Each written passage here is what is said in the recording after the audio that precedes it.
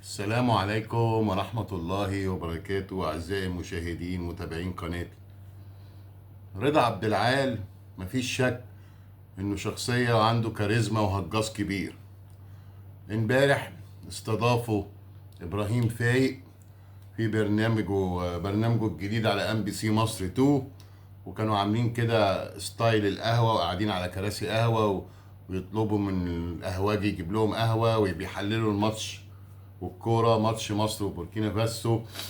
ستايل كده لمين ابراهيم فايق لامم رضا عبد العال وعفيفي وعبد الجليل وابو الدهب، ولامم 6 7 كده ستايل القهوة.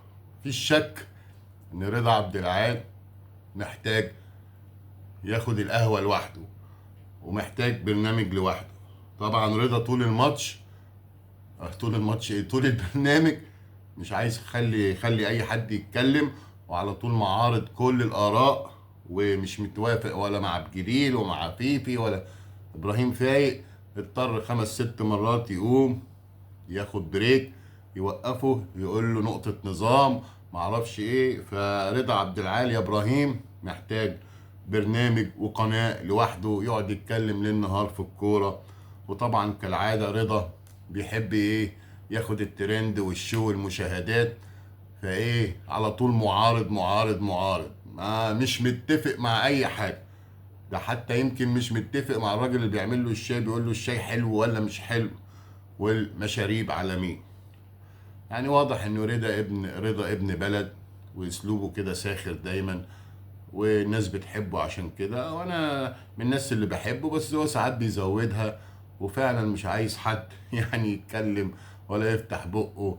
وربنا يكون في عونك يا ابراهيم يا فايق لو هتستضيفه تاني.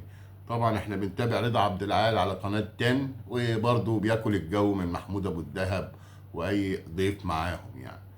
أعزائي المشاهدين، رضا عبد العال عايز ياكل الجو لوحده وبيحب ياكله لوحده، وعلى طول ايه، مش عايز حد يقول حاجة.